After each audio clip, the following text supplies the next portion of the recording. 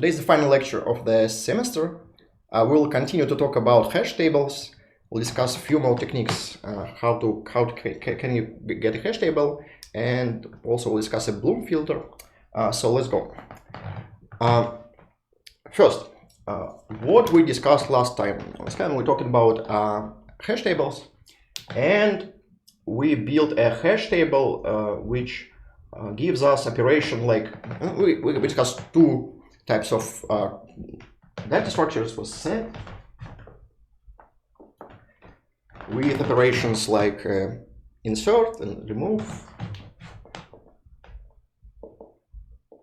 I just leave only insert, we didn't discuss remove that much, and contains. And the second type of data structure was map.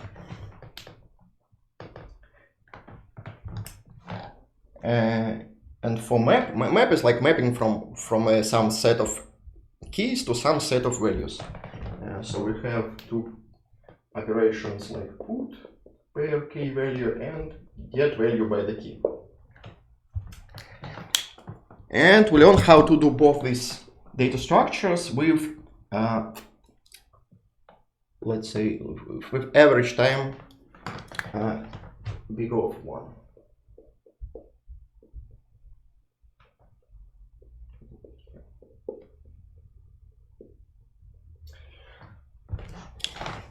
And we kind of prove that that almost formally that the mathematical mean of the time of complexity of both this operation is constant if we have a good hash function, and the good hash function is which gives you something like that. So if we have some hash function which gives you something like that, with probability of collision is about 1 over m for x not equal to y. Then we have something like this for the complexity. Good. So what we'll discuss today? First we'll build another type of hash table with the following property. Sometimes you want your hash table to be able to answer your requests in constant time in worst case. Not in average, but in worst case. Well, it's quite obvious you cannot build the hash table with both this operation working in constant time in worst case. Kind of because there is a big set of keys and you kind of want to calculate some function from these keys, and you cannot do it without collisions. So you cannot avoid collisions completely, but what we will do, we will try to avoid collisions when you get value. So when you put value in your hash table, you still may have some collisions and you need to deal with these collisions. But when you make this get operation, or this contains, we want to avoid the collisions. So we want this get and this contains work in constant time in the worst case.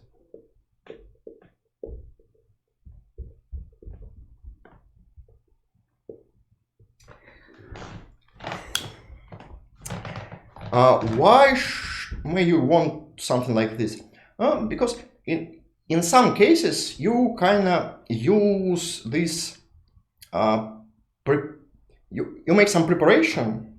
You create your hash table, and then you use this hash table a lot. So you want to spend some time to prepare a good hash table, and then you have a lot of requests to this hash table. And you want this request to work in constant time in the worst case. So you want to guarantee that all these gets work in constant time. But you kind of may spend some time to prepare this. So this function works on average. So you may spend more than constant time to make these puts. But you make all these puts, on average you spend like linear time of time to put all elements in your hash table. And then you make a lot of gets, and all gets work in constant time in worst case. So this get is guaranteed to work in constant time. Yeah, something like that.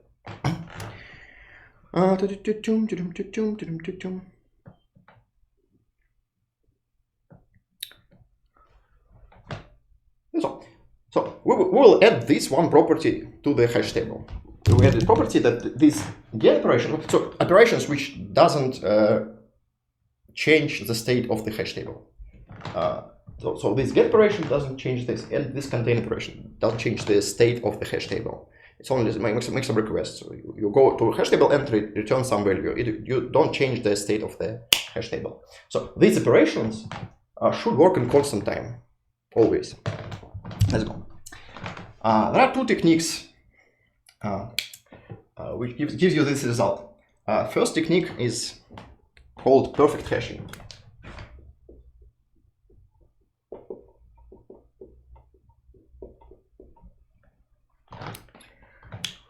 Let's see. So let's remember how did we build this hash table in last lecture. We did something like that. We create an array. We create an array of size m.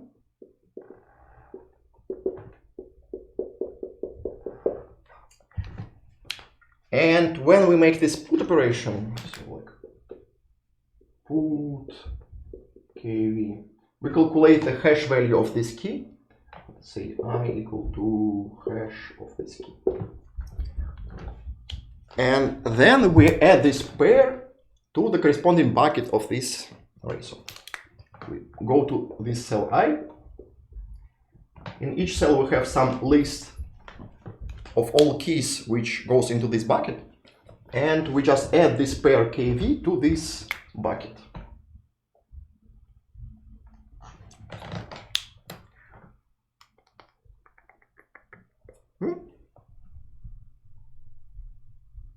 Cool. And how we make this get operation? When we make this get operation, we calculate the same hash value from the key and iterate all whole this list to find this pair of k and v. So we iterate all this list, find this pair, and get this value. Yep, that's what we discussed last time. Now let's try to improve this. How we'll improve this? Why it's not working constant time always? Why it may work in linear time? Because if you have a long list, then you need to iterate through all elements of this list. We proved that the average length of the list is constant, so on average it is working in constant time. But in worst case, this list may be long, and if you actually calculate the meaning of the mean value of the longest list in the hash table, it will not be constant. Like if you randomly put values in n buckets and then look on the longest on the largest bucket, the number of elements in the largest bucket is not constant. Like you may, it's not that simple. It's kind of it's not that simple to prove, but you can do it. You can read about this. It's not the topic of this lecture. So on average, the length of the longest list. So again, the length of the average length of the list is constant, but the length of the longest list is not constant.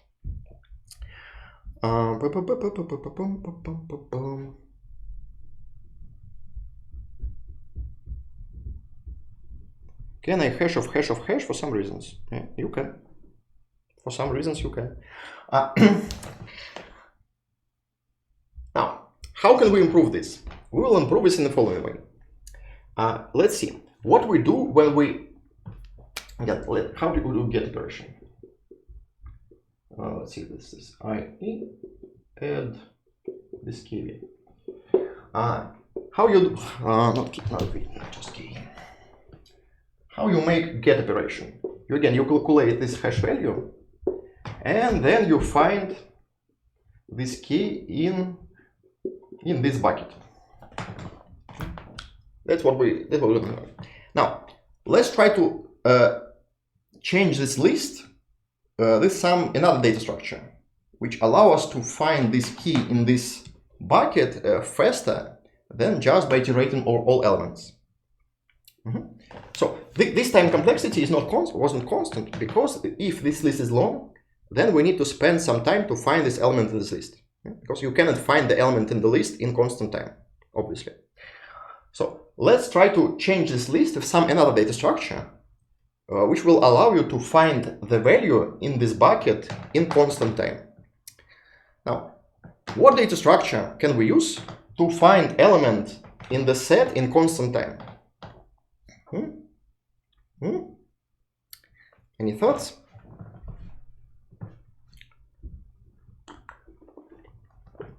Good. We'll use hash table. Instead of having the list of all elements in the same bucket, we will have a hash table of all elements in the same bucket. Yeah, we will push hash tables inside the hash tables, like West Coast Customs approved.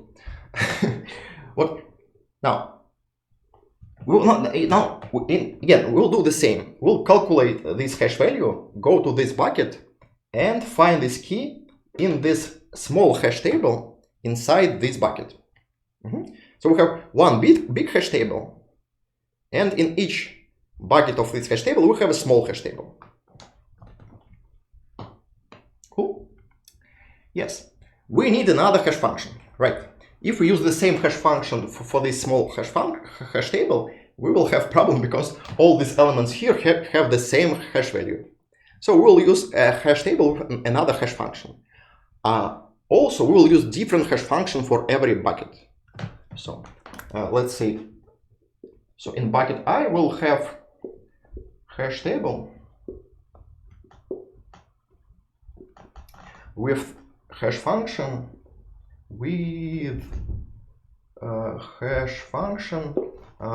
let's say gi of k. So we'll create we have a lot of different hash functions. We'll use one hash function for this big hash table, and a small hash function for every bucket of this big hash table. Yeah, that's a good question. What will happen if in this small hash table we have another collision? Yeah. Again, we try to use hash table because we try to avoid the collisions. But in this small hash table, we still may have some collisions. So what we'll do to avoid the collisions in this small hash table?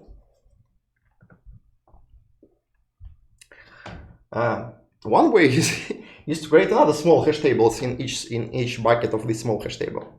But we need to stop at some point, because if you create a hash table on each layer of your hash table, then at some point you will have a lot of layers of hash tables, and this number of layers will not be constant. So we will try to work differently. We will solve this problem the following way. We will try to create a small hash table without any collisions. So we'll make this hash table collision free. Let's say we have no collisions in this hash table.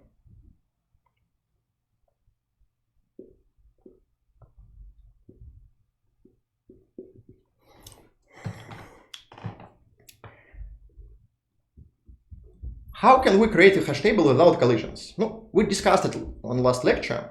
It's possible to create a hash table without collisions if you have an array big enough. So if the number of buckets is big enough, then you may create a hash table without the collisions. And to do this, you need a number of buckets be about n square. Yeah.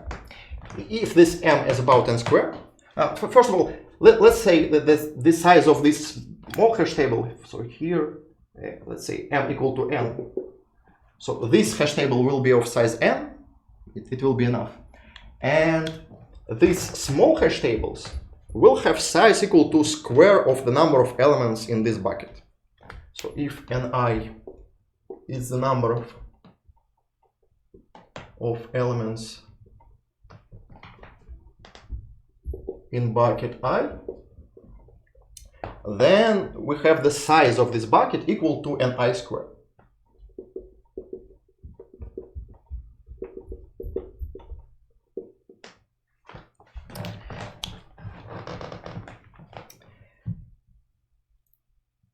if you make the number of buckets equal to n squared, you will have a quite big probability that you will have no collisions at all.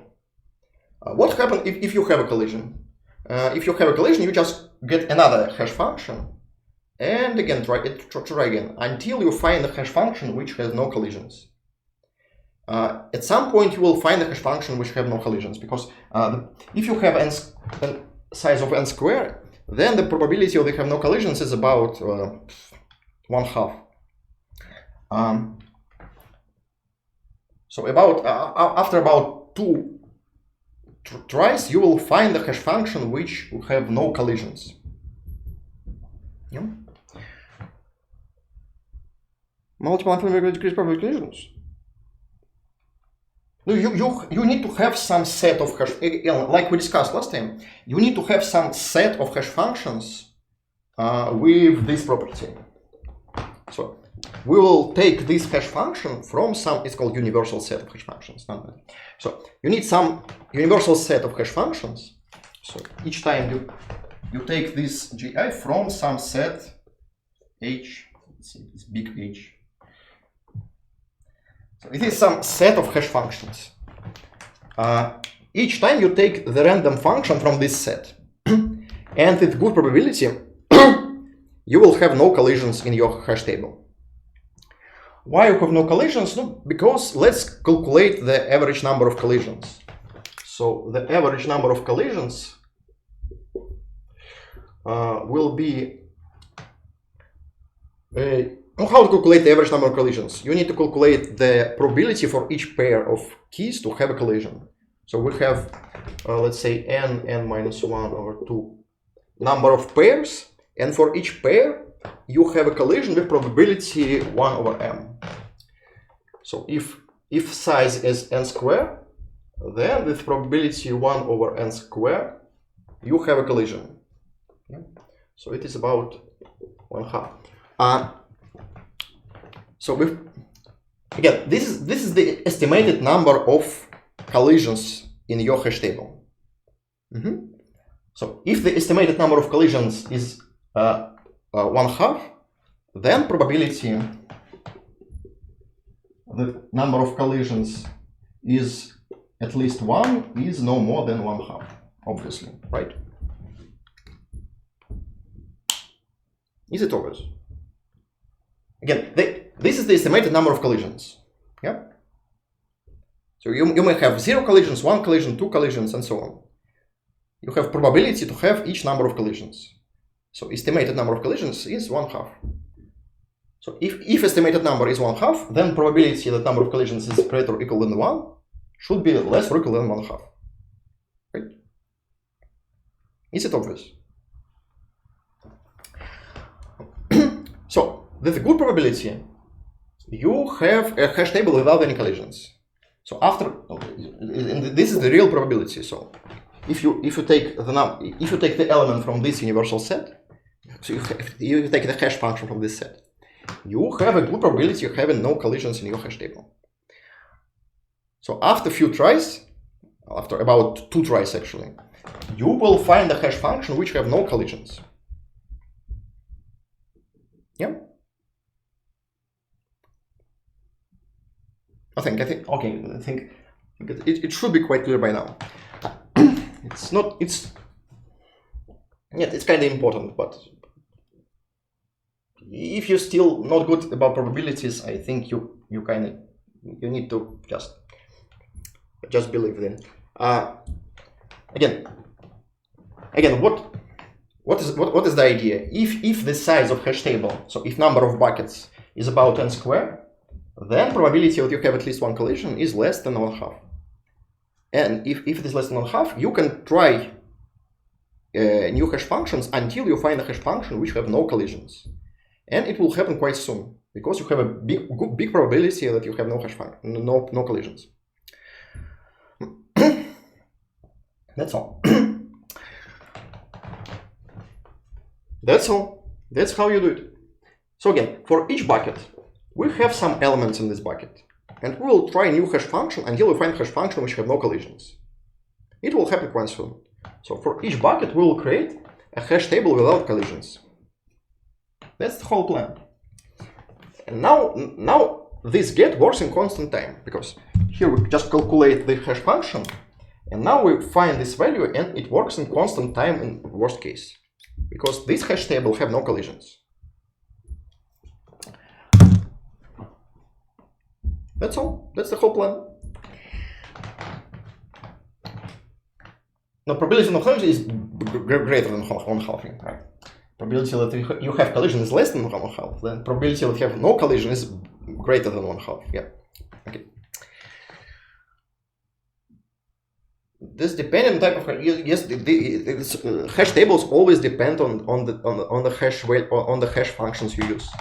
You need to have a good hash function, and you always need to take care about how good your hash function is. So you kind of need to think what properties of your, we discussed it last time, just repeat. You need to kind of look what properties do you need to have of your hash function, of the set of hash functions you use. In this case, this is the property you need. You need the property that it has some name actually. I'm not sure about English name.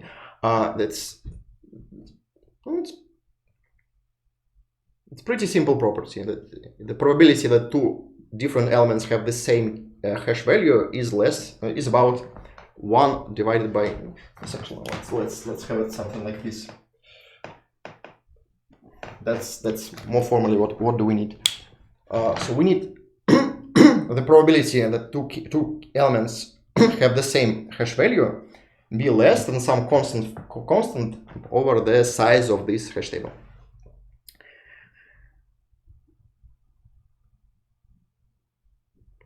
Yeah, let's talk about memory. Yeah, now let's talk about memory. Why didn't we do it last time? Why can't we just create a one big hash table without the collisions? Well, because we discussed it last time. If we create one hash table without collisions, we need to spend n square memory, and that's not what you need. You usually don't want to spend n square memory for your hash table. It's too much.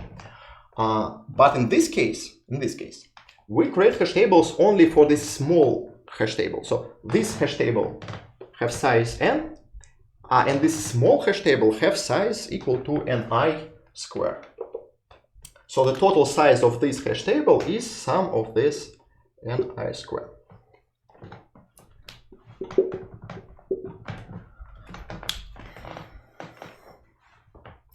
So let's see what is the average size of this big hash table. So sum of all these sizes of all small hash table. If your hash functions are good, then let's look on this value. What is this value? This value is the sum of squares of sizes of each bucket of your big hash table.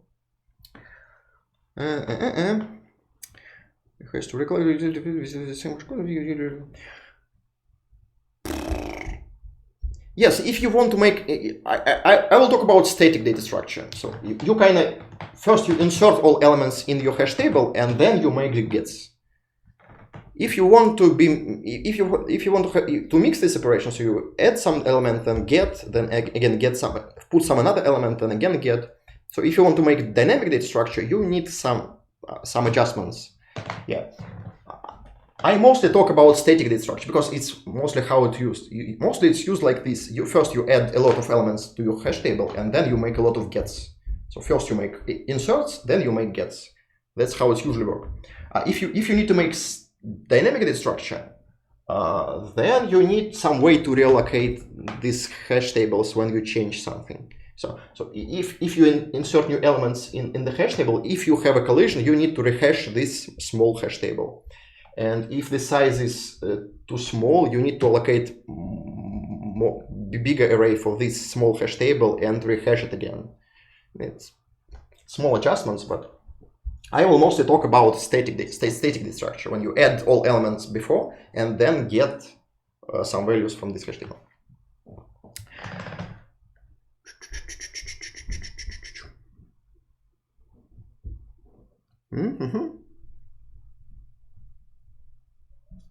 Yeah. Now let's talk about size. Let's talk about the total size of this data structure. So total size will be equal to ni squared for each small hash table. So total size will be sum of all these sizes. Let's calculate the average value of this sum. So what will be the average value of this sum?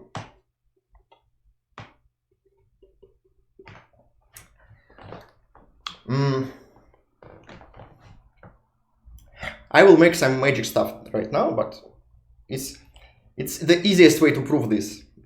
It is the easiest way to prove. The easiest way to prove this is to look on this ni square like the number of, so n, what is n square? Ni square.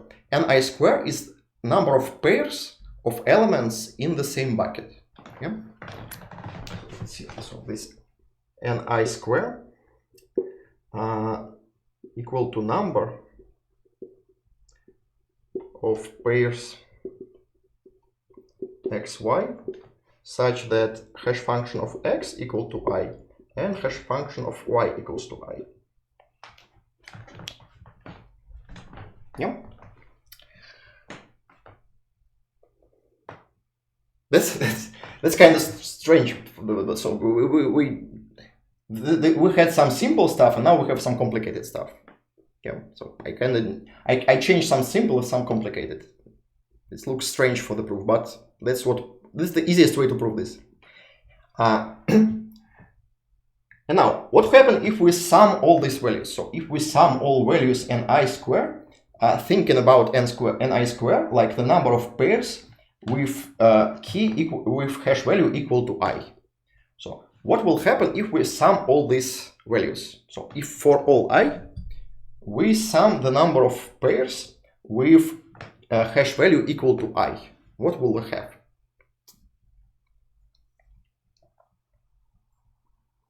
Again, if you think about this number like number of pairs, and you sum all these values for all values of I. Yeah? So if you have this, now you sum all this for all i's from 0 to n minus 1. What will you have?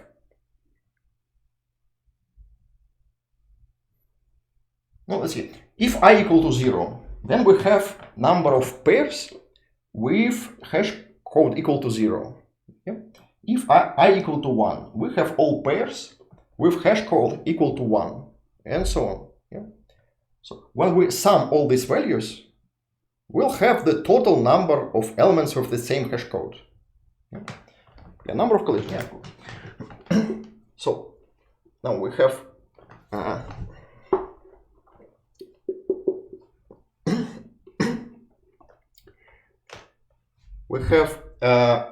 total number of elements, number of pairs xy such that h of x equal to h of y. Yep. Good. And now let's remove from this set. This is the set of all possible pairs. Yeah. And the collision is it's not all the collisions. That's all the all the pairs. So sometimes x equal to y. Yeah. So collision is when x not equal to y, but hash code equals. So we want to remove from this set all pairs with equal keys. What pairs of equal keys do we have? We have equal keys when x equal to y. We have n such pairs. So here we'll have n pairs with x equal to y plus. So here we have number of pairs xy. So x not equal to y and h of x equal to h of y. Right. So I just removed these pairs of equal elements from this set. Here we have n such pairs. And now I left only these collisions, and these are collisions. Again, what is the average number of collisions in the hash table? Average number of collisions in the hash table, again, it will be n plus this n minus 1 over 2 pairs. And for each pair, we have collision with probability 1 over n. Let's say 1 over I will say 1 over n. I'll just keep this constant. So just we'll have some constant from this.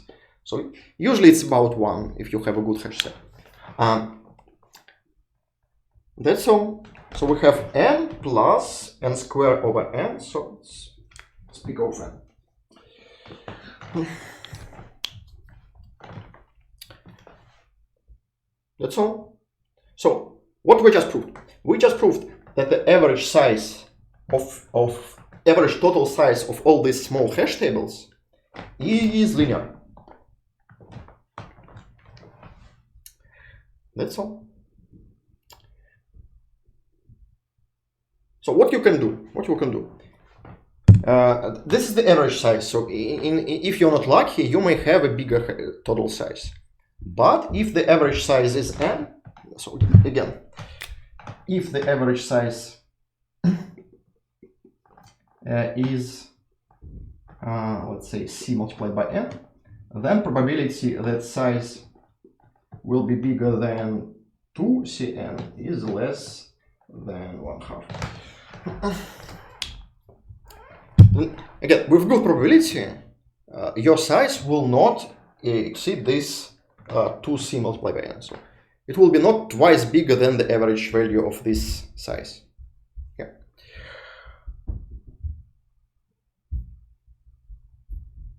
Makes sense. So what you can do? You get some hash function from your universal hash function set. Yeah. So you get some hash function from this set at random. Some random function from this set. Again, this h also from this set. So we take some function from this universal set. Calculate the sizes of each small hash table. Calculate the total size of these sizes. If it is too big, then your hash function h may be not good. So you throw away this small hash function, get another hash function from this universal set, and again calculate this total size. And with good probability, you have this total size be small enough. So it will be linear from the number of elements. And when it is linear, you create all the small hash tables without collisions, again taking hash functions from this universal set until you find the good hash function. And then you create this small hash function without the collisions. And that's all. Now in the end you have this big hash function, this small hash function without collisions. So this get works in constant time. And the total size is linear. Yeah.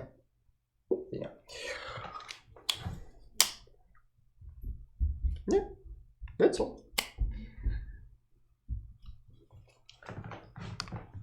Okay, this is how you build a perfect hashing hash table. Good. Oh, and 40 minutes on this. Now let's talk about different techniques. This technique is quite universal in theory. In practice, you usually don't want to do something like this. So it's some strange situations you may want to do something like this. Like if you really need this get to work in constant time, in worst case, you may want something like this. But in general, you kind of okay if it's work constant time on average.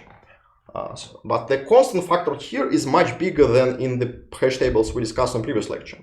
So it is constant, but it is kind of slow, and it uses a lot of memory, because you need to have this size is n squared, so it is linear, but this constant factor is bigger than in normal hash tables, and you need to save all these small hash functions. So for each hash function, you need to save these coefficients for this hash function, and so on. So it is linear, it is working in constant time, but the constant factor of this time complexity is pretty big. So in practice, you usually don't want to use this, but at some points you may. So now we'll discuss Bloom filter later. I want to discuss one more technique, which is kind of like magic, but it's it achieves the same result for some situations. So achieve the same situations with constant time lookup, but the constant factor will be much smaller both for the size and for the time complexity of this. So the size will be much smaller and this lookup will be faster. Let's talk about cuckoo hashing. Cuckoo hashing is very cool technique. I love it.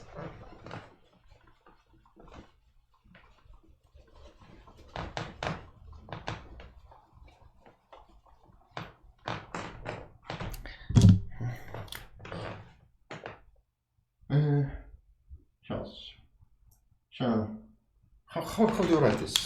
How do you spell cuckoo? It's cool. Like this.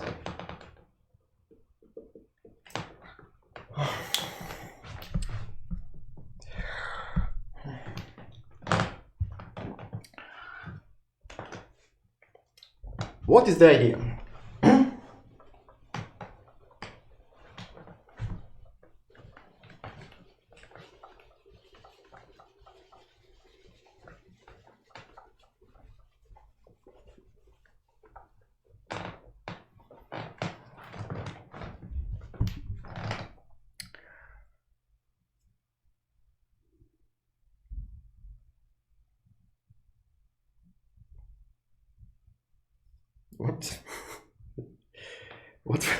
What's happening?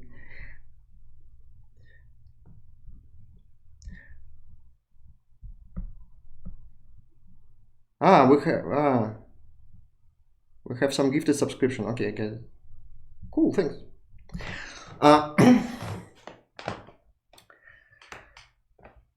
Let's go. So what is the idea? Let's have two hash tables. We'll have, let's take two different hash functions. Hash functions have each one, and hash function 2. And have two arrays. I believe you can do it with a single array, but that's more classical way to do it with two arrays. So let's have two arrays. Let's see, A1 and A2.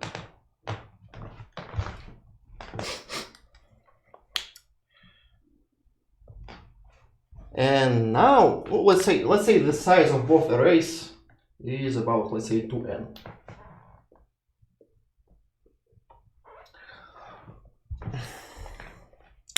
And now we'll make the following trick. We will allow each element to have two possible positions. So each element, so invariant will be like this. Element k is in one of two possible positions in this hash table. First position is in first array with index equal to first hash function, or in the second array with position equal to second hash function.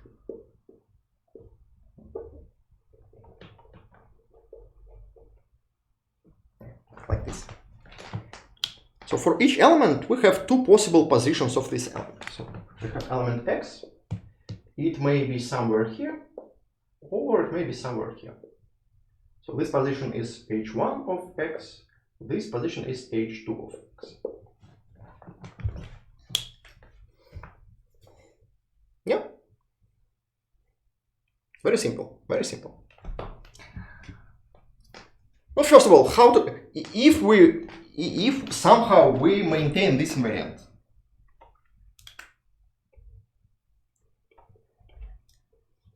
then how you implement the get operation? How you implement get operation? If you need get value by this key, so you just look up in these two cells. You look up. You look here. You look here. If you find element k, then you find your value. So look in A1 of H1 of k, and look in A2 H2 of k.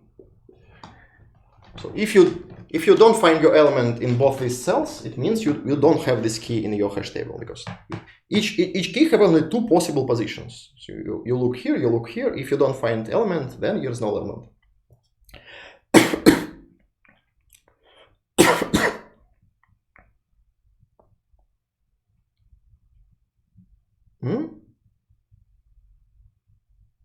Yeah.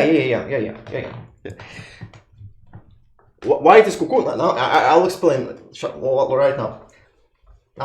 Now the interesting thing happens when you insert new elements in your hash table. Yeah. It works exactly like you explained.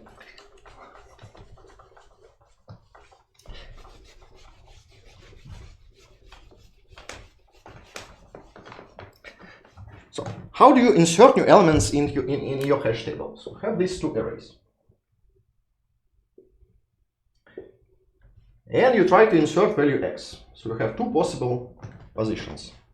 If one of these positions is empty, then you just put your element in this empty position, and you're done. So if one of these cells is empty, you just put your element x in this empty cell, and that's all. Interesting thing happens when both these elements are occupied. So you have some element here and some element here, and you want to insert new element x. What will you do? Let's see.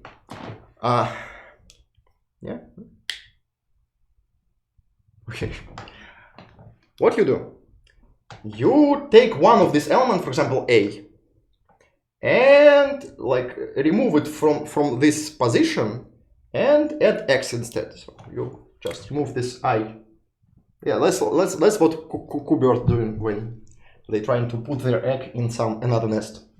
So you put your eggs in this nest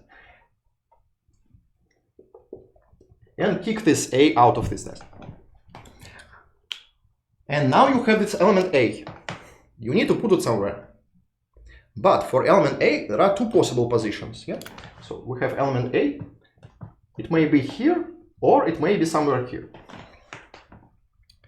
So let's try to put this element A in the second possible position. But it may be occupied. If this position is occupied by some element C, then you do the same thing. You put your element A here, and you throw away this element C. And so on. Now you put this element C, you have two possible positions. At some point, you may find the empty position. If at some point you find the empty position here, then you just put your element in this empty position, and that's all. So again, this is like the sequence of operations. You try to put x, but these positions are occupied. So you put x here and remove A. Now you need to put A. You put A here and remove C. Now you need to put C. You put C here, and so on. At some point, if you find the empty cell, you just stop. You put your element here and stop the process. That's all. What may go wrong?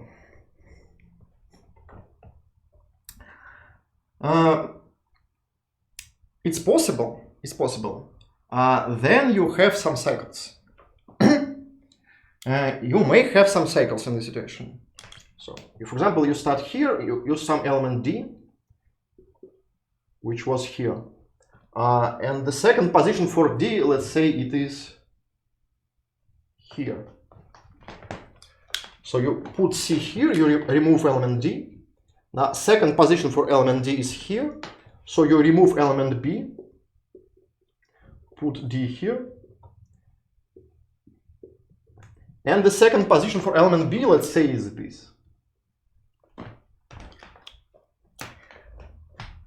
So now you have you have a cycle, yeah? You try to put B here, you have C. You put C here, you have D, and so on. You can't put all elements because you have this cycle.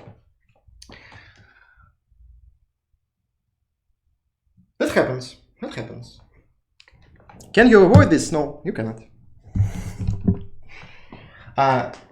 First, let's prove that in this situation we cannot put all elements in these cells no matter what we do. So we just cannot maintain this invariant in this case. No, why it is so? No, like because we have 5 elements. We have these 5 elements. And these 5 elements want to live in these 4 cells. So we have 4 cells and 5 elements. We cannot put these elements in these 4 cells. Too bad, too bad. Situations like this happens. Sometimes you may do something and have a cycle and understand that you cannot maintain this invariant. So what you do if you can't maintain this invariant? First, how can you check that you have a situation like this? There are 2 possible cases. There are 2 possible ways to detect situation like this. First, you can detect the cycle, like in any cycle detecting algorithm.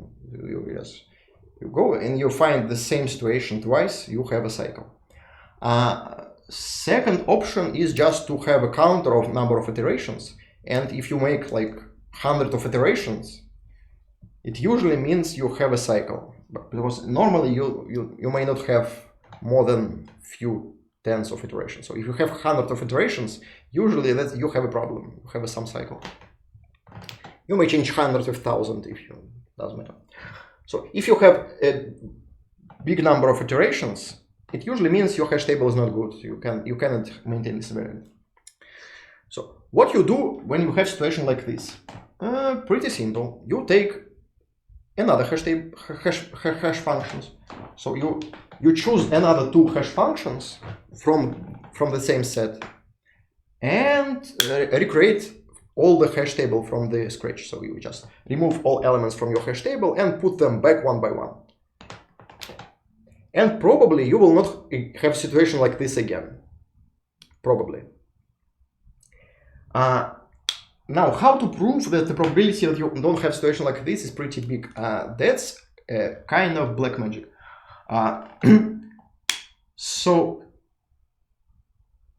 I saw the proof. Then they kind of prove that you have a small probability of this type of collisions. Then the set of these hash functions is log n universal. I will not quite. So again, what is k universal set of n? Again, the set of hash functions k universal. It means that if you take any k values, so you have some keys x1, x2, x3. And so on, xk, yeah, and some set of values y1, y2, and so on, yk. Then probability that you have these values of these hash functions, that x1 equals to y1 and h of x2 equals to y2, and so on, and h of xk equal to yk, is about 1 over m power k. Basically, what does it mean? It means that if you take any k possible sets or possible keys, but you take some vector of k keys and some vector of k values, then probability that you have these values for these keys is almost the same for all possible set of values. Yeah. So you have here you have m power k possible values. Yeah.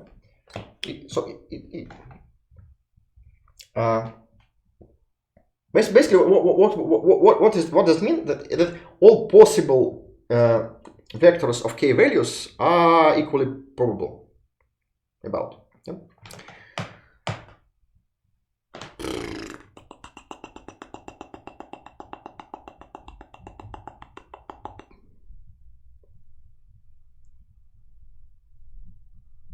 Okay, I think you answered your questions. Okay, so what people proved that this data structure have this situation with small probability if the set of your hash function is log n universal. So if for any log n keys you have equal probability for any log n values of the hash function. They prove it is enough to have a small probability of this situation, but they kind of claim that maybe that's too hard property. Maybe it is some more weak properties should be enough to prove the same result. In practice, it's usually work pretty good. So if you have some kind of good hash functions, now it's a field of black magic, right? So if you have some kind of good hash function, the probability of situation like this is pretty small. In practice, you kind of can feel it. So if you use this hash function, then it's either working or not. So usually, if you see that sometimes it's working too slow, it means that your hash function may be not that good. But you need to be careful about this. So if you find out that your hash function is good when you already in production, and the production is, let's say, you have some, I don't know, you create some autopilot for the planes, and in production you find out that your hash function is good and the plane autopilot is not working. It's not what you want to do. So you kind of need to be careful about black magic when you use it. That's my point. But sometimes it's pretty good. So what's good about thing? Let's see. Lookup time complexity is constant. Yeah. When you make get, you just look in these two cells and it's done. So lookup is always constant. Good. The amount of memory used is pretty small. So here I claim here I say 2n. 2n is actually too big. If you may have a smaller. So you need the size of array be bigger than n, because you need to have some empty spaces in this hash table. The 2n is too much actually. Actually n is enough because you have n elements. You have 2n possible cells. Actually n is too big. You may have smaller size of these arrays. So the total size of these two arrays should be greater than n. So if you have, let's say, if you have cells, let's say 1.6 n should be enough. That's again, this is a trade-off. When if you have bigger array, you have smaller probability of this situation. The bigger array you have, the smaller probability is. Yeah. So if you increase the size of your data structure, you will decrease the probability of situations like this. So will decrease the average time complexity of insert operation. But if you don't care about insert operations, if you care only on get operations, you might have very small arrays, then spend a lot of time to insert all these values to find the good hash functions.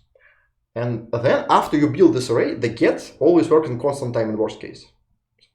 Again, if you first prepare this data structure and then you use it, then you may spend some time to prepare this data structure, to prepare this good hash table.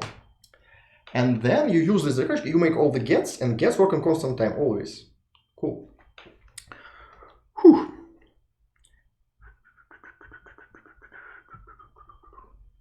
Cool. Now, usually I'm trying to scare you to use a black magic, but usually in most cases the problems with software are some simpler bugs, not bugs like this. Usually you have some very stupid bugs which cause big problems. It's not, but it's just kind of scary stories. Yeah. Now.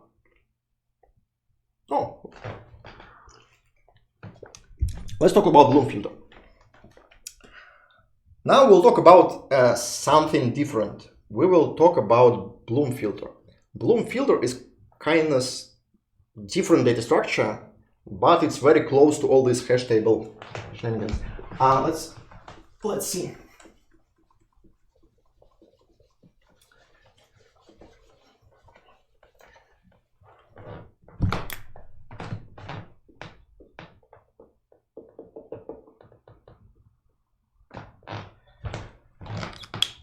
So what is the Bloom filter? Bloom filter is data structure like this. You have some set of elements. So you have set. And again, for set, you want to have like insert, remove, and we will not use remove, we'll only insert. So you want to insert elements and check if element contains text. So we want to be able to insert element in our set and check if element X in our set. And we want to implement this structure using as low memory as possible. So we try to use a very small amount of memory. So we'll optimize the memory as consumption of this structure.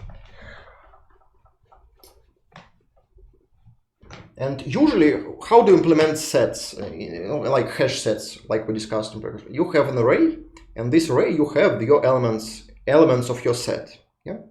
So the amount of memory you use is at least the total size of the elements of your set. Yeah. So you kind of remember all the elements of your set, and when you make this contains, you look in this cell of your hash table and check if the element in this hash table equals to your element X, right? So the amount of memory is at least the total size of all elements in your set. What we want to do is to make this amount of memory even smaller. So we want to spend small amount of memory than the total size of all elements in the set. If you think about it, it's a little, it is, you find out it is impossible.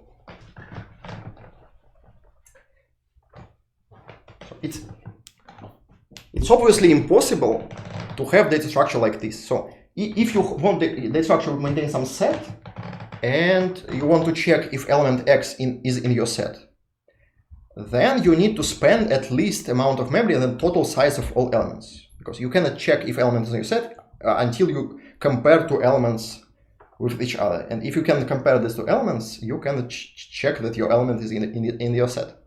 But sometimes it's possible.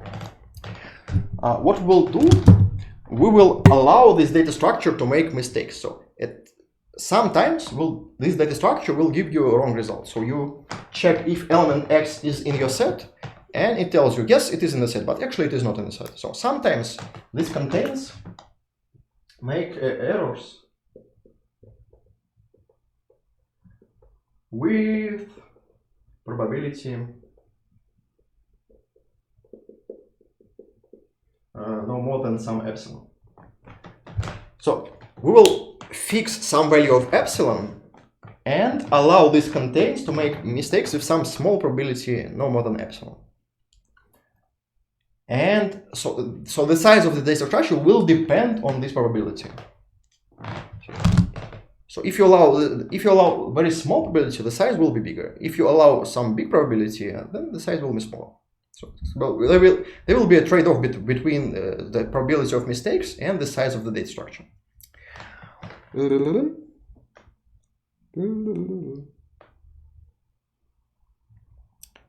it can be used in very different situations. In some situations, you actually don't care this much about small mistakes. So if you create some, I don't know, some website or some online shop, and you have some, I don't know, predictions of what you want to buy in your shop. So sometimes, like once in a month, it will give you some strange predictions. Well, okay, that doesn't make any difference. So if some, I don't know,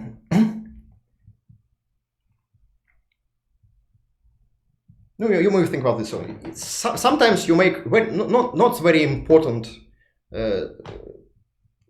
piece of code, let's say. So it gives you some good results sometimes, but sometimes it's not giving you good results. That's fine. So if it's code's working in like 99.9% of cases, it's still fine. It will give you good profit, it will give you good results, and so on. Once in a month, it will not give you a good result. That's fine.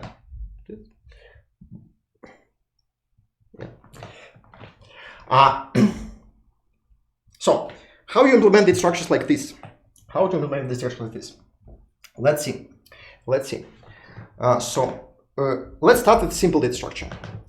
Let's try the more simple data structure. Let's have set of one element. Let's try to maintain set of one element. So we have one element x. And you want to be able to check if the given element equal to x.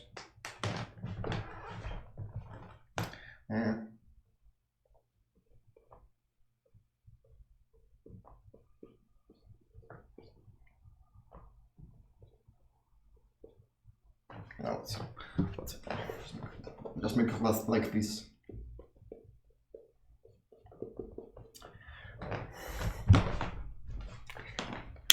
Very simple data structure, right? So you have this one fixed element x, and you want to answer the queries. I give you the element y, and you check that y actually equals to x. Pretty simple. So what I want to do is to optimize the memory cost, because in this data structure I spend some memory to save this value of x. So if x is big, so it's such as some big object, then I spend a lot of memory to save this big object. And what I want to do is to avoid situations like this. So how can I avoid situations like this? Very simple.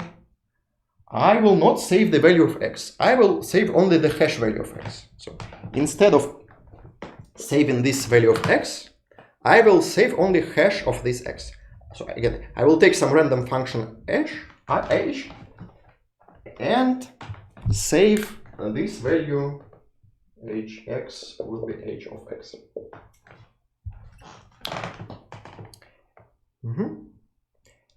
And now I don't need this value x, I only need this hash value. Let's see some fingerprint of this element. Now, how can I check that y equal to x? I will calculate the hash value of y and then check, then they have the equal hash values.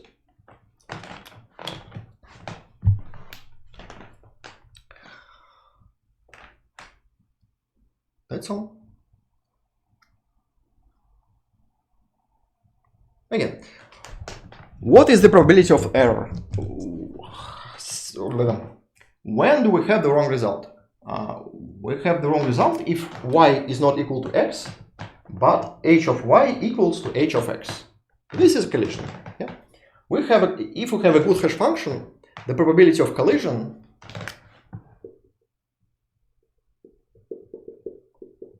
if y not equal to x is 1 over m. So if we have m possible, well, let's say so if m is some, let's say, k bit number, about 2 power of k, then probability of collision will be 1 over 2 power k. And the amount of memory will be k bits.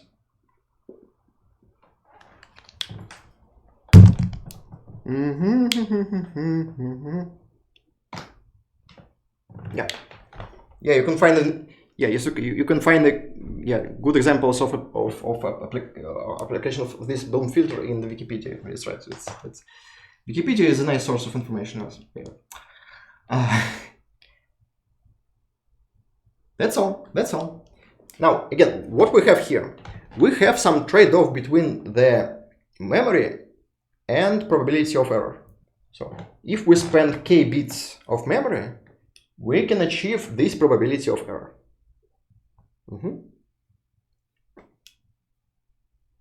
Okay, that was quite simple.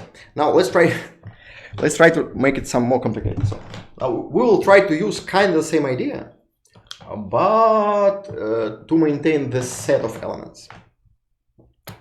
And Bloom filter works very simple. Bloom filter works like this. You have this, let's have array of size m again. And this will be array of bits. So every element is 0 or 1.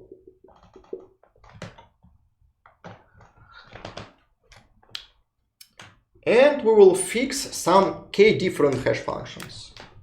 So we'll find h1, h2, and so on. hk will different hash function.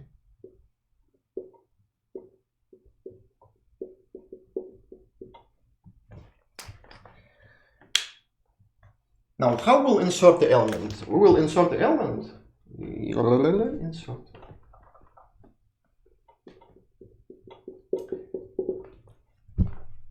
We'll simply calculate all these hash functions and put ones in the positions of these hash functions. So for I from 1 to k, we'll say I of hi of x equal to 1. Like this. So get this value x, you calculate all these hash functions, find some positions, and put ones in these positions.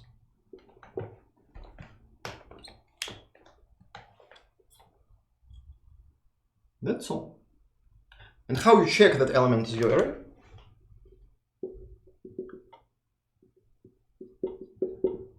In the same way, you just check all these positions and check you have ones in these positions. So again, you iterate for all 1 to k. If you have 0 in this position, you return false.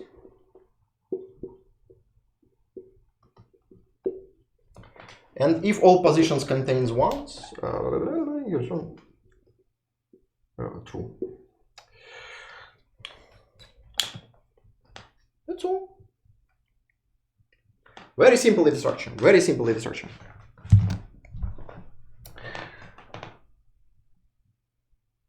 Now, when you have mistakes, no, sometimes you may have mistakes because you check these key positions, and it may happen that you have all these positions, you have ones in this position, but you don't have x in your set. No, because you add these ones when you insert some another element. So you insert some another element, let's say a, you put some ones and you put this one, and you insert another element b, and you insert these ones, and you insert another element c, and you insert this. So you have ones in these positions, but you don't have element x, because you just add these ones when you insert some other elements. It may happen. Yes, you have, we spend m bits of memory, exactly m bits of memory. Yeah. No, what is the probability? No, it depends. It depends. Let's think about the probability of mistake when you fix some element k and fix some element m.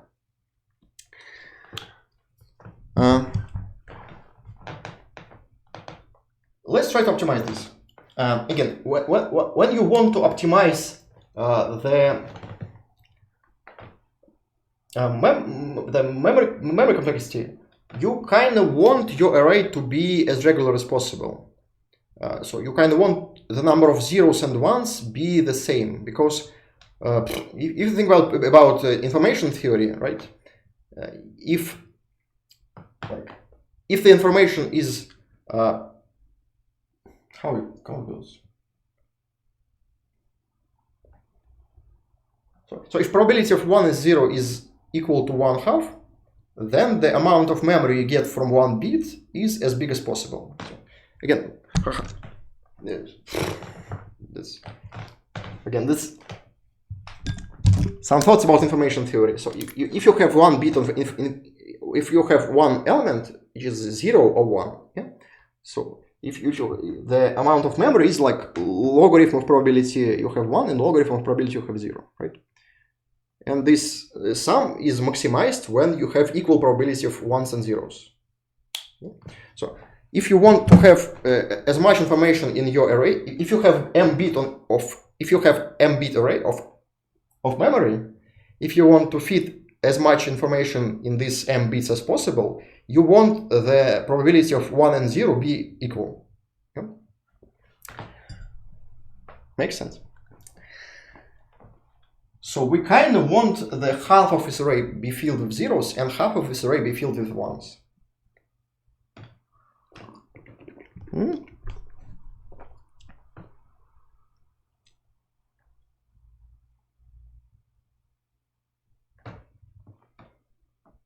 Yeah, that's what that's what I have to say. Yes, if you try to maximize the amount of information in your array, you need to have equal distribution of ones and zeros. Yeah, that's what I was trying to say. That's kind of trivial, but if you want to look deeply inside it, you need to look at some information theory books. Not today. So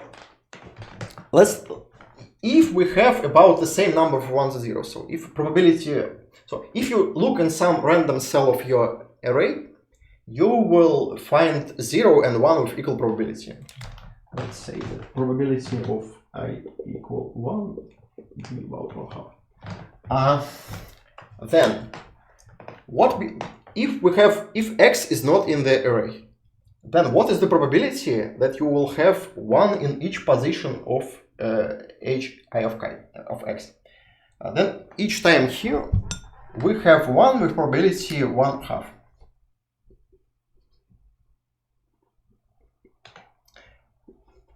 Then what's the probability on each time we will find 1? The probability will be about 1 over 2 in power of k.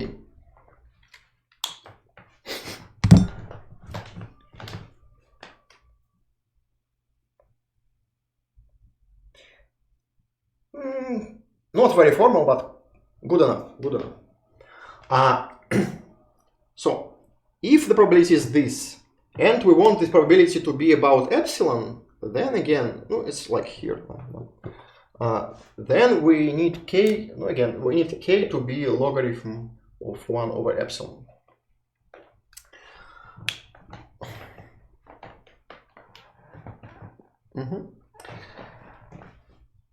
And this is how you fix the value of k. So first, when you build the Bloom filter, you want to fix the probability of error. When you fix the probability of error, you fix the value of k. Now let's try to fix the value of m. So m should be such that the number of ones and zeros is about the same. So the number of ones in this array, so for each n elements, we add k ones. So total number of ones is about n multiplied by k. Yeah. So if we want to have equal probability of ones and zeros, we should have m is about 2kn. It's actually a little bit smaller. It's actually 1.4 kn, because when you some of these ones just collide. So these two are if all ones except so total number of ones will be smaller than kn, because some of these ones are in the same positions. So the actual constant here is smaller than 2. It doesn't matter. That's all. That's actually about 1.4 kn. I don't remember the real constant. It doesn't matter. That's all. That's how you choose a constant for the Bloom filter. So you want to choose k such that the probability will be no more than epsilon, and you want to choose m such that the number of ones and zero is about the same. That's all. That's the Bloom filter. And again, there is a trade-off between space and probability of error. If you want to decrease the error factor, so if you want to decrease this error probability, you will increase this k. If you increase this k, you will increase this m. So the size of this data structure will be increased. And so if you spend more space, you will have less probability of error.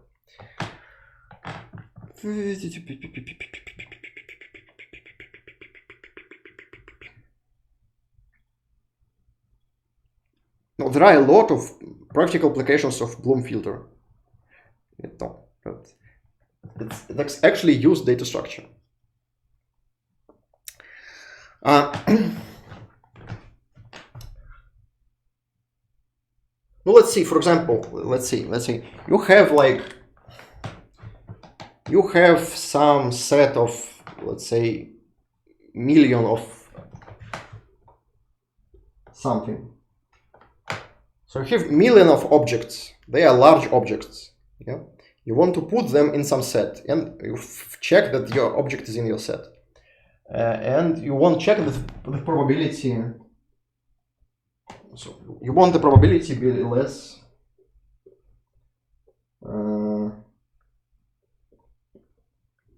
So you allow one of million operations to fail. Again, sometimes you can allow this, sometimes you can't. It depends on your situation. What will be the amount of memory? Then let's say k should be about 20, right? So m should be about 2 times 7. Yeah. This amount of bits. So so it's like 2.5 megabytes, right?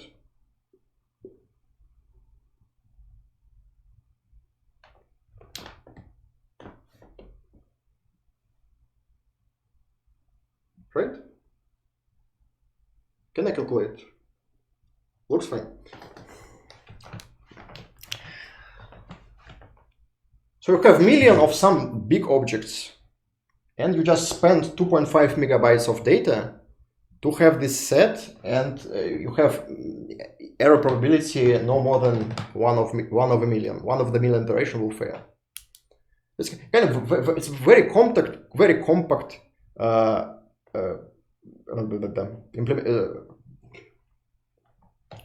data structure to describe some set of elements. You cannot do it without a mistake if you don't have any probability of mistake. Just by pigeonhole principle. Yeah.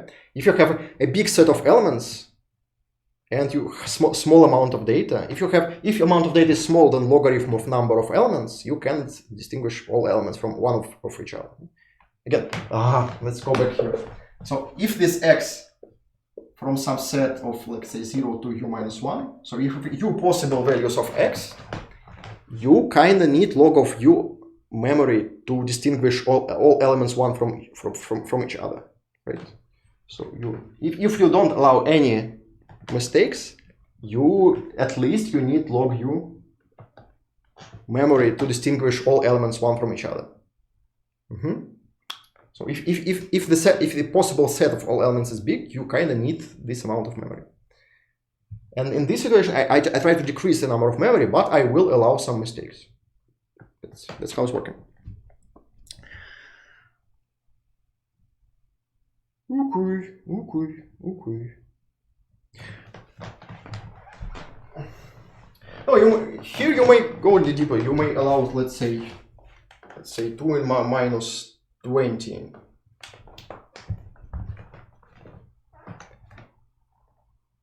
I don't know how 20. Let's see, minus 18. Let's say. I want to be divisible by 3. So k is about 60, right?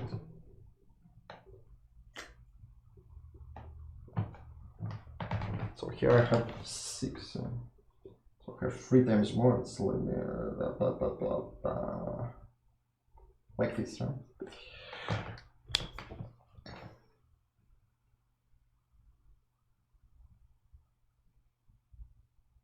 Yeah, looks fine. Okay, you can have this probability of mistake. This is quite small probability. You will most probably never face any mistakes, and the amount of memory is still pretty small. You cannot achieve 100% accuracy. Cannot. If number of memory is smaller than logarithm of possible number of values, you cannot make 100% accurate. So you have like 2 chairs. You can save all you can use the same amount of memory as you need to save your object, or you allow some mistakes.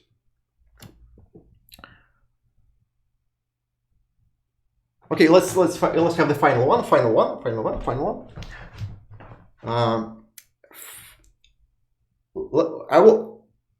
There is another implementation of the same idea is using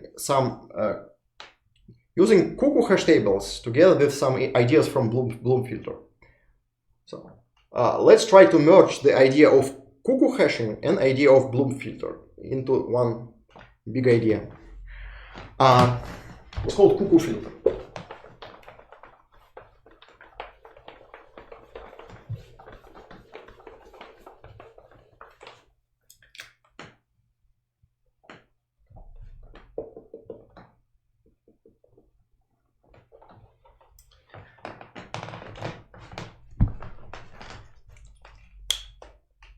Let's see. Very simple idea. First, when you add the element in your hash table, you calculate some hash value of this element. Let's see. Insert in.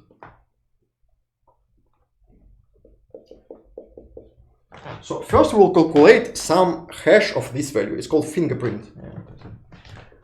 Let's say it's for to hash of x. It's called fingerprint of this element. So it is some. So f is the k bit fingerprint of x. Fingerprint is just the fancy name of the hash of the hash value. It's not something interesting. And now we will use this f to put the element in the cuckoo hash table.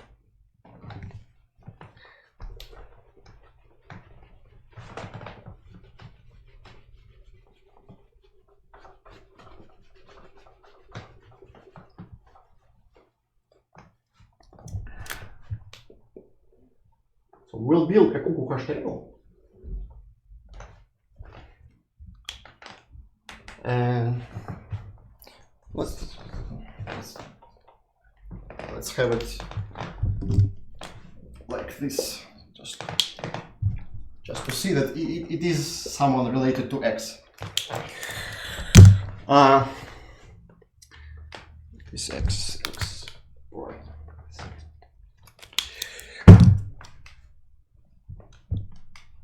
That's all. Now we will put for each element x, we'll have two possible positions. Again, it will be h1 of x and h2 of x.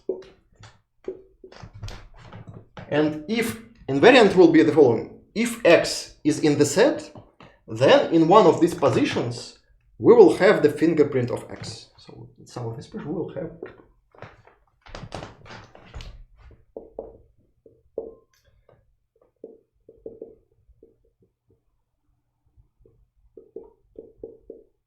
then a1 of h1 of x or a2 of h2 of x will contain the fingerprint of x.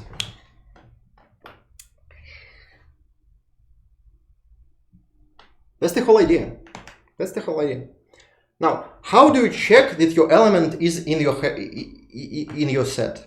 You get your element x. You calculate these two hash values of x. You check these two positions. If you find the fingerprint of x in one of these positions, then most probably x is in your set. Sometimes you make mistakes. Sometimes two different elements have the same fingerprint. It happens. And you will have a mistake. The probability of mistake, again, will be 1 over 2 in power of k. Actually, you check two elements, so it will be twice bigger. Doesn't matter. So you need k plus 1 bit actually fingerprints to make the probability equal to this. You need k plus 1 actually, because you check two positions, not one position. It doesn't matter. Now, how you insert elements in this set? in the same way you insert elements in the cuckoo hash table, but little bit different. Why it is a little bit different? Because when you insert an element in the, what happens when you insert element in the hash table? Yeah, you check these two positions. If they both are occupied, you need to like take one of element and replace this with also. If you try to put X here and you already have like some fingerprint here, some fingerprint here,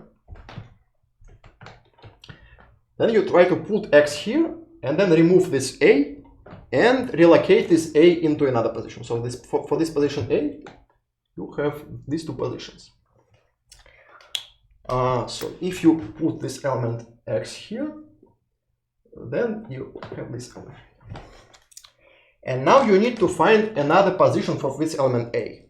But the problem is you don't know the element A. You know only the fingerprint of element A. So what you can do is to modify these hash functions in the following way. We'll use the first hash function is the similar hash function, and second hash function will be equal to first hash function XOR. This is a bitwise XOR. Some hash function of X prime. So we'll take the same position here, but XOR it with hash value of the fingerprint.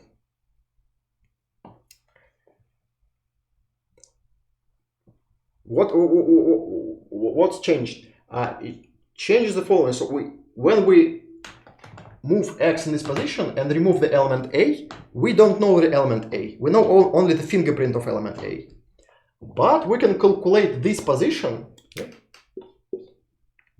So if this position is I, then this position will be I XOR hash of element A prime.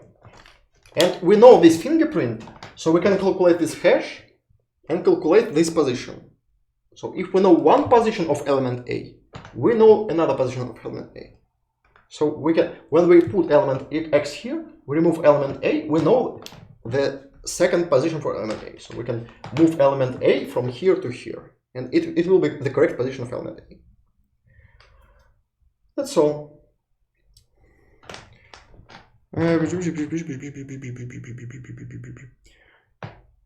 Yes, removing from Bloom filter is kind of complicated. It's very complicated to remove element from the Bloom filter. That's fine. That's true.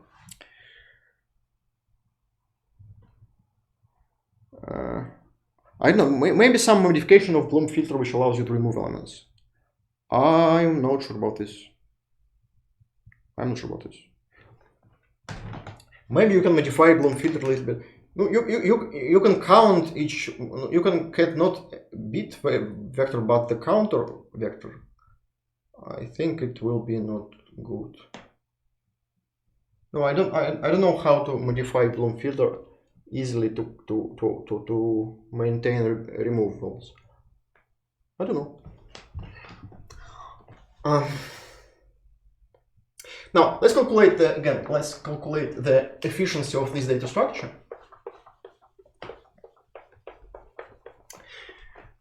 Now again, if you want the probability of error be epsilon, then you need to have k about logarithm of 1 over epsilon plus 1, because you have these two comparisons. So the total size of this data structure will be about k by n divided by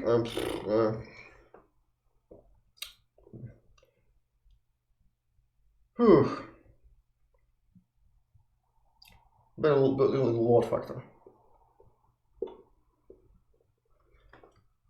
because to maintain this cuckoo hash table we need to have some empty spaces. Yeah. So it cannot be absolutely filled, so we need to allow some empty spaces in this hash table. But it's still a little bit better than in the Bloom filter. So the efficiency of this data structure is a little bit better than in Bloom filter, but it's not that much, so it's about the same.